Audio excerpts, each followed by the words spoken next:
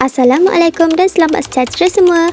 Okey, hari ini Cikgu Fatin akan menerangkan bab 4.2 iaitu hukum set. Sebelum itu, murid-murid tentu pernah lihat simbol ini bukan? Jika kamu mencari nilai pada setiap simbol ini di dalam kalkulator, apa nilai yang kamu akan dapat? Ya, ini nilainya. Berdasarkan 3 nilai ini, apakah persamaan yang kamu boleh lihat? Ya, nilainya dalam bentuk perpuluhan dan ianya tidak berhenti. Maka nombor-nombor inilah kita panggil sebagai nombor tak nisbah. Jadi, untuk pembelajaran kita hari ini, murid-murid akan belajar membanding beza nombor nisbah dan nombor tak nisbah. Kemudian, menghubungkaitkan set dengan nombor tak nisbah. Nombor nisbah ini adalah nombor perpuluhan yang boleh ditulis dalam bentuk A per B. Contohnya 1/2. Jika kita tengok 0.5, kita boleh tukar kepada pecahan. Kita dapat 1/2. Nombor nisbah juga kita boleh dalam bentuk perpuluhan berulang seperti 0.33333 dan ia juga boleh ditukar kepada pecahan iaitu 1/3. Agak berbeza dengan nombor bukan nisbah, ia berlawanan dengan nombor nisbah yang mana nombor perpuluhan tidak boleh ditulis dalam bentuk pecahan. Contohnya, dalam bentuk perpuluhan tidak terhenti. Maksudnya di sini, nilai perpuluhan ini tidak berhenti dan mungkin ada banyak lagi. Dan ia juga mempunyai perpuluhan tidak berulang di mana setiap nombor itu akan berlainan.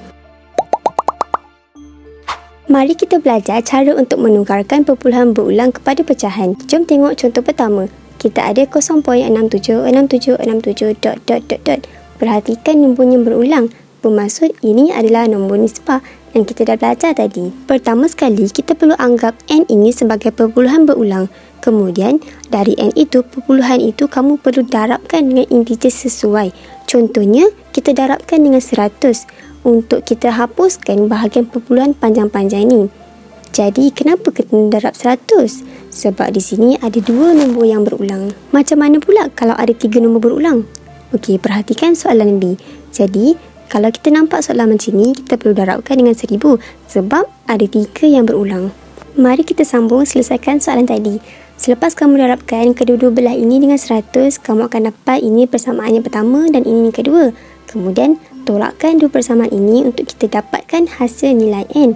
Maka, akhir sekali nilai n yang terhasil ialah 67/99. Murid-murid boleh cuba tekan kalkulator, masukkan nilai 67/99 sama dengan akan dapat nilai perpuluhan berulang macam ni dan perhatikan digit 6 dan 7 itu berulang. Maka ini menunjukkan perpuluhan berulang dapat ditukarkan kepada pecahan. Soalan B ini agak lain sikit kerana ada 3 nombor berulang 6, 4 dan 5. Apa yang murid perlu lakukan ialah pertama sekali dia mengasingkan nombor integer di depan dengan nombor perpuluhan terlebih dahulu. Apa yang cikgu buat ini ialah cikgu letak A sama dengan 12 tambah N. Jadi mana perpuluhan panjang-panjang tadi? Ya, kita dah anggap N itu perpuluhan berulang. Macam kita buat sebelum ini. Kemudian kita perlu hapuskan perpuluhan. Macam mana? Kita kena darab 1000 sebab ada 3 digit dekat sini. Kemudian jadikan ini persamaan 1, persamaan 2. Tolakkan 2 persamaan itu. Maka kita akan dapat N sama dengan 645/999. Dekat sini, murid-murid kena peka ya. Nombor pecahan ini boleh dipermudah lagi. Maka kita akan dapat 215/333. Kemudian kita rujuk balik persamaan awal kita. A sama dengan 12 tambah N. Kemudian gantikan nilai N itu dengan 215/333. Maka nilai akhir untuk A ialah 215/333. Jadi, kenapa kita kena belajar nombor nisbah dan nombor tak nisbah ni? Sebabnya kita nak tentukan sama ada nombor itu nombor set atau bukan set. Apa itu set? Set ialah nombor dalam bentuk punca kuasa iaitu punca kuasa A yang mana A ialah sebarang integer positif. Ciri-ciri set yang pertama ialah mempunyai bilangan perpuluhan tidak terhingga dan tidak berulang. Keadaan ini kita sudah lihat tadi dalam nombor tak nisbah. Terusnya, adakah punca kuasa NB sama dengan N punca kuasa B? Jawapannya tidak. Kenapa? Kerana punca kuasa NB ini juga merujuk kepada B kuasa 1/N. N berfungsi sebagai punca kuasa. Manakala N punca kuasa B, ada proses pendaraban di situ. Makanya di sini N tidak berfungsi sebagai punca kuasa tetapi sebagai satu integer yang didarabkan dengan punca kuasa B. Punca kuasa 4 tidak sama dengan 2 punca kuasa 4. Kenapa? Kerana bila kita pemudahkan punca kuasa 4, kita dapat 4 kuasa 1 per 2 dan nilainya ialah 2. Kemudian kita pemudahkan 2 punca kuasa 4, kita pecahkan 2 darab 4. 1 per 2, kita dapat 2 darab 2. Kemudian jawapannya ialah 4. Jadi, 2 tidak sama dengan 4 membawa maksud punca kuasa 4 tidak sama dengan 2 punca kuasa 4. Jom kita belajar cara baca set. Contoh kita ada punca kuasa 3, 8. Dalam ini ialah kita baca sebagai set 8.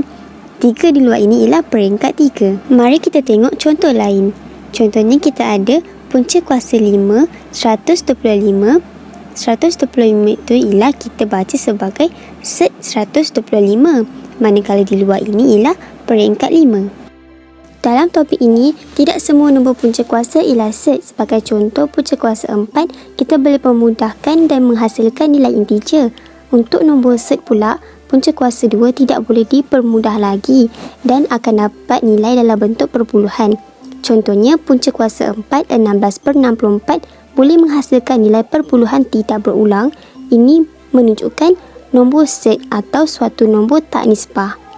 Jadi, itu sahaja untuk pembelajaran kita hari ini tentang hukum set. Jumpa lagi di video akan datang. Terima kasih.